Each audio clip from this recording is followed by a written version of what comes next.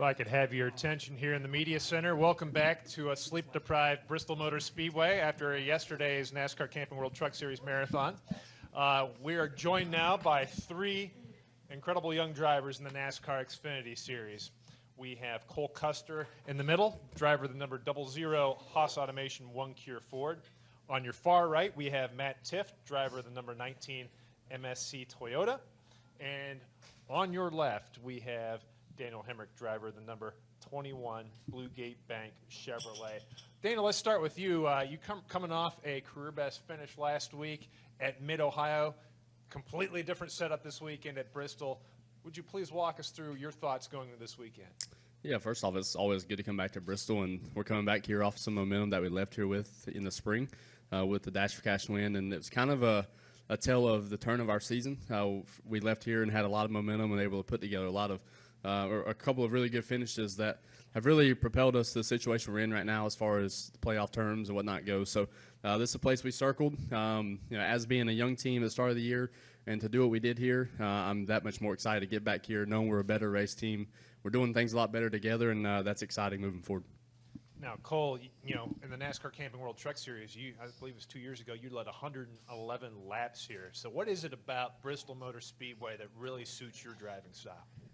I don't know. I think I've had a lot of fast cars here. That year we were definitely unbelievable. We had a really fast truck and just came short of winning the race. Just got collected in a wreck. But I mean, when we came here earlier this year too, we were really fast. I felt like we could have finished top 5, but we had collected another wreck.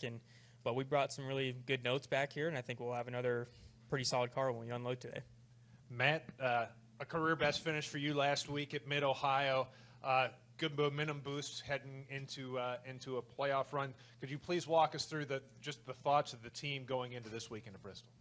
Yeah, I mean, it was obviously a huge confidence booster for our team, and we needed that momentum on our side. And, I'm excited getting back to Bristol. Like you said, it's a totally different place than we had at Mid-Ohio last week. But, I think the good thing was at the end of the race in the spring, I felt like we finally hit on some things with our car that got me pretty happy where we were at, and it just kind of took a little while to get there. But, luckily we got the notes of that and going off some of the 20 when he was able to win here in the spring. So hopefully we can pull that all together and go get ourselves a really good run too. Good deal. Let's open the floor for questions. If you have a question for either one of these three gentlemen, please raise your hand. We'll get a wireless microphone to you. Chris, it looks like you have a question, buddy. Let's get Chris Knight a microphone here. Hope you guys know I didn't leave the track until 2 a.m. and made sure I was back for you guys. Yeah, I left at 1. I was doing the MRM broadcast myself. So, okay. Hey, I just want to talk ChrisKnightCatchments.com. You guys are safely in the playoff situation, but how do you guys approach these last couple of races? Are you guys already in playoff mode where you guys are already, looking ahead to the playoffs, or are you guys going to try to go get that win so you guys can make sure that you guys secure yourselves into the playoffs? For our team in particular, first off, you never feel safe. But on the other side, that we've done a solid job, I think, of giving ourselves a little bit of leadway of being able to be aggressive and maximize the day if we have the opportunity to win the race and be aggressive. But we can't give up big chunks of points either. So we kind of just got to balance that. But we're on the better side than not, I think, of that situation. And, every week up to this point has led to that moment. So we're happy with where we're at. Definitely not content, but we're happy with where we're at currently, and hopefully we can continue to build on that. And just the bigger cushion you have, the reality of it is that you can be more aggressive. And we're almost at that point where we can do that. We're just kind of tiptoeing still. Cole, what's your team's mindset? Yeah, I mean, I think kind of the same mindset. I think we have a pretty decent gap where we can be aggressive, but you still don't want to be finishing 35th if you're going to put yourself in that position. So I think you can definitely be pretty aggressive with it, though, and try and get some wins. I mean, if you can win a race, you're going to set yourself up better for the playoffs and get 5 bonus points. So that'll really help. And, if we can do that before the chase starts, that'll really help us when we get there, hopefully. Matt, do you feel like you can be aggressive, or do you play it safe? Well, I think there's a balance. I think you have to be aggressive with calls and get yourself in good situations. That being said, last week was an example of we were – in the top 3 there at the end, and I knew that we needed a good finish to build that momentum to be able to carry us going forward for the rest of the season. So, now that we've had a good run like that, I think we can be more aggressive and be able to go and, maybe try different strategy calls to be able to go pick up a win. But, the biggest thing is you don't want to get, you don't want to get the attitude of the team to being disappointed in weekends. You want every weekend to be a positive from here on out. And I feel like we've done a good job of that the last month, and things have finally started to come together. So the more we can keep that up and just keep on building that momentum and getting closer to running consistently in the top 5 every weekend is really going to help us come September. Yeah, Jeff Birchfield, John City Press. Matt, you had the health issues a couple of years ago, and also, and you're talking about building momentum. How have you been able to, sort of build momentum here in the last few months? Yeah, well, the first part, my last Bristol press conference was announcing coming back to racing, so I'm glad to be sitting here being able to talk about going into the playoffs this year. So I'm much happier to be on this side of it. But beyond that, I think being a rookie team and having new people in place at JGR, we're all very capable people and very experienced people. We have great resources and cars over there, but you have to be able to tie it all together. And I think we started to hit on some things when we got to the halfway point of the season, and then you can get speed and get speed to be there, but you have to be able to put your cards in the right situation to play the right card and get yourself in a good strategy position to where you're in the front at the end of these races. So, the big thing is just being able to make sure we're there at the end. Minimizing mistakes has been a big one for sure. But, the more we've gone along, I feel like we've gotten better and better each weekend to where, weekends before Mid-Ohio, I thought we were getting really close to having a great run. So it's cool to be able to pull together last weekend and hopefully keep it going. Kenny Bruce with NASCAR.com. I got a couple of questions for all three of you guys. Do you remember when you were younger than you are now? Were you race fans? Were you fans of particular drivers? And do you remember having any interactions with those drivers? Let me go first. Yeah. So, being from Kannapolis and DEI was 10 minutes from my house. So that was always cool to be able to drive by there and see, what this guy from Kannapolis had done for himself. And I tie that into being, 7 years old, 7 or 8 years old. I can remember watching the Bristol night race here, actually sitting on the foot of the bed of my dad's, bed in their living room, in their bedroom, and thinking to myself, man, this is an incredible place to watch a race. That's like my first memory of like in NASCAR and Bristol in itself. And then the race follows suit. He goes on and moves Terry Labonte out of the way, spins him, and that's where he got the old rattle his cage quote. So I can remember that very vividly, and that's something that's always stuck with me. And it's something that, I'll never forget and kind of made me a huge fan of it, and that's what really made me pursue being here today. So as far as the interaction side of it goes, I can, like I said, being from that area, you're constantly around drivers and seeing people in town, but it was never a one-on-one situation. It was just kind of like, I guess you would put it in quotes of being like in Hollywood or somewhere and seeing an actor of some sort and be like, man, just stargazing as they walk by. Like, those people are up here. So it's cool now to be an opportunity to have people look at us the same way. Cole, about you? Just now I forget the question.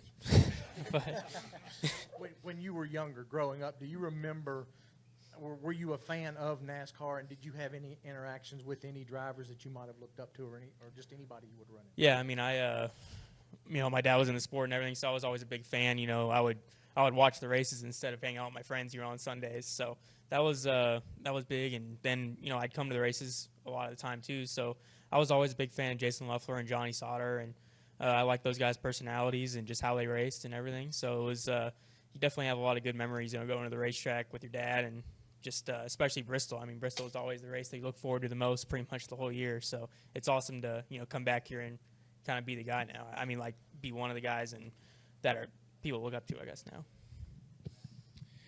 For me, I remember I was probably, same age Daniel's talking about, 6 or 7 years old, and I wasn't, I still had a bedtime back then, so my one, I wasn't allowed to watch any night races except for Bristol. I was allowed to watch until halfway, and if I was good that day, I was allowed to watch the end of the race. So that was a big one in the summer for me, because I'd always be real excited about that, and the next week you'd be starting school, which I hated. So this was like the big celebration one of the summer. But I was always a big Jeff Gordon fan back then. I remember all the battles with him and Rusty Wallace. So this was always the highlight of my summer, just because I actually got to stay up late for one night. Okay, now to bring all that full circle, you guys are the next wave of young drivers coming in. in your opinion, fan interaction being so important, we hear about it all the time. What do you guys do to interact with fans, and what do you think NASCAR could do or maybe should do better to help bring the fans closer to you guys?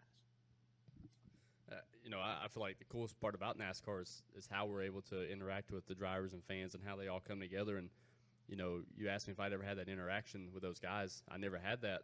And not say that the options weren't there then, but they weren't as right in front of our face as they are on a day-to-day basis now with social media and media pushing us in general as much as it's being pushed nowadays. And, obviously I'd be lying if I said I wasn't disappointed with the way everybody talks about the sport and the way it's, everybody says it's on a downhill slide, but I feel like the competition is better. Our interaction with our fans is higher than it's ever been. I feel like everybody's doing their job and everybody's pulling on the rope the same direction to achieve the ultimate goal of bringing the sport back to even better than whatever it was. So, I just feel like we got to keep going the same direction. Right now we're in a very pivotal spot in the sport that, if everybody starts slacking off just because they're not seeing the instant results of ratings and whatnot, then that's going to be the downfall. I think the key here is staying motivated that one day it will turn around, and we just got to keep doing our part. That's all we can do. Everybody in here, us three drivers, everybody that has an opportunity to put their name out there on social media and do anything like this that we can do currently to interact with our fans. That's what it's all about, and it's kind of the same old, you can't give up, whenever it's that close. I feel like we're that close to being able to turn the corner as a sport. Yeah, I think Daniel probably put it best, but we're all of us are in the garage, and a lot of us are in the garage, from when it opens to when it closes. So we're around, and we're not against anybody walking up to us and asking for an autograph or making a conversation or whatever. So it's obviously NASCAR is, like you said, one of the best sports where a fan can interact with the drivers. So I think that's really key, and we're always open to the fans always. For me, I think the unique thing, like Cole said, is that you do have fans being able to come up and talk to us. Obviously, you're not going to go to a football game and go on the sidelines and say, "Hey, can I get your autograph?" You're not, they're just going to get mad at you. So I think that's one really unique thing about NASCAR. Obviously, there's a difference where we're at now with social media than we were back in the day. I think you had the superstars of NASCAR that were, way up here, but now you get to see inside the lives of those people in social media. So that's a huge part of what we have to do now to be able to interact with fans and, do Q&As on there or just come stop by and say hi to fans. I think it's like Daniel said, we want to see this, see NASCAR turn around. Obviously, we all got involved and were fans of it when it was at its peak and saw how great it can be. And I think we still see it as that. And like you said, the competition is great. And, we all want to be able to have long careers where we can be successful in the Cup Series for a long way to come and have the fan base back with that. So, obviously we're always open to ideas if we can help too. It's part us and it's part, making sure, we're just putting on a great show for the fans and interacting with them. So hopefully we do that well, and I'm sure there's always ways to do it better, but obviously we all want to bring back. Yeah, Matt, you brought up a good point too. Just to kind of touch on what you said, is you talked about the elite guys. That's what's also interesting is that, I can remember my time of, we all started racing, that you had those elite 5 or 6 guys and then the elite 5 or 6 before them and for them. But nowadays, with the way fans can interact at such a totally different level, that it's not just those elite guys. You can see guys that maybe are more than capable of racing at this level and being that guy, but haven't got the right opportunity. They can still interact with their fans just like that elite level guy. So the opportunity to market yourself and brand yourself and have that interaction is a totally different level. And I think I'm just thankful for that. I think we all are, and I think everybody in here owes that to everybody that's come before us for that reason. Chris? 3 months down, 2 to go, as far as this grueling 20-race stretch. How do you guys feel like that you guys have yourselves have performed as drivers, and how do you guys feel like your teams have performed?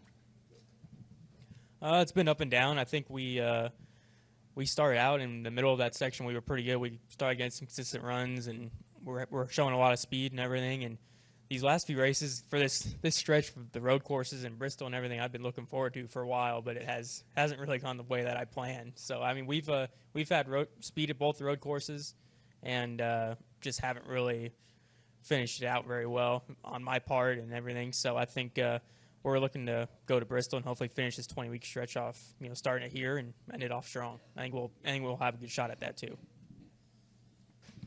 Yeah, for us, we've all ran in the truck series at some point, and Cole and I doing it full time. It's like you go through those stretches where you don't race for so long. And the Xfinity series, in this particular grind that we're in the middle of, this stretch, the good thing about that is when you have a rough day like Cole was mentioning, or even a good day, you can't dwell on it or stay celebrating, because you got to turn around. You got to flip really quick. And I know for us to do our jobs and prepare for the next week, that turnaround starts immediately after on the plane ride home is what it seems like, because you don't have that much time. Here we are Thursday. We just raced 5 days ago, so it's definitely a situation where you mentally you've got to stay tough, and I think we've all done the right stuff to prepare ourselves. And I know my team's battled, and what the guys back at the shop, those are the ones that it's incredible to see what they're doing. I mean, they're turning our road course cars around in 2 days, 3 days, working Sundays, doing whatever it takes, just because they think that's our best opportunity to perform. So those guys don't get enough acknowledgement for what they do throughout this stretch. And it's one thing for us, right? We go to the racetrack and we deal with everything the way it comes and the waves of performances up and down. But the ones that no matter what, they got to be there to turn our cars around. That's pretty incredible. So my hats are off to those guys, and hopefully we can do the same thing and finish off this stretch really strong. I'd definitely echo what Daniel said there. I mean, I think it's well known that that our crew guys don't get enough credibility for what they have to do and what they have to sacrifice for their families to be able to make our race teams go and to be able to do what we do. To answer your question, Chris, in the beginning of the summer stretch, I thought we started off all right. We kind of hit a few rough patches, and like I've said, I've thought since then we've kind of been on an upswing with speed, and I think we struggled with that in the beginning part of the summer. And I think the interesting part for me was the beginning part of that of the 21, 22 week stretch, whatever it is. You go, holy crap, you have this many more to go. And then you get into week 3 of it, and it's just you get in a routine. You just you get in the routine of going to the shop, getting a debrief of the weekend, how you're going to plan to get better for the next week, and how you get better as a team and rally and keep the energy up with the team. So that's been cool for me to see. I've never been a part of a full-time season to see how that works, just the psychological part with that that comes along with that. So it's been fun for me. It's been challenging, but I'm obviously excited to get a week off in a few weeks. But I'm having a heck of a time racing every weekend, so I love racing. Hey, Daniel, you were talking about being from Kannapolis and Dale Sr., what an influence he was. Of course, this weekend sort of honoring Dale Jr. Just talk a little bit about Dale Jr., your interaction, and what all he's meant to you being from that area. Yeah, I mean, he's done an incredible job of, taking the fan base and had everybody kind of latch on to the next Earnhardt, and that being himself, and what he's been able to do with that fan base and how he's grown that fan base has been truly incredible to see. It's something that it's not made for everybody. And, he didn't exactly pick to be that person, but he's done it with pride, and he's done it, I feel like, done a great job of it. And all of our fans in NASCAR can really, attest to how good of a job he's done and whatnot. And that's been really cool to see from my point of view. Obviously you hope one day to have a following like that. And, obviously all the remarks in the media the last couple of days of what he has or hasn't done for the sport's one thing, but at the end of the day, what he's done is incredible. And I thank him for it personally. And like I said earlier, we all have a lot to owe for that. So hopefully I'd like to see him have a good run here. I know his fans would like to see him have one. Well, gentlemen, I know you've got practice here at the top of the hour. I really appreciate you taking the time to join us today. Good luck tomorrow night. Thank you. Thank you. Thanks, guys.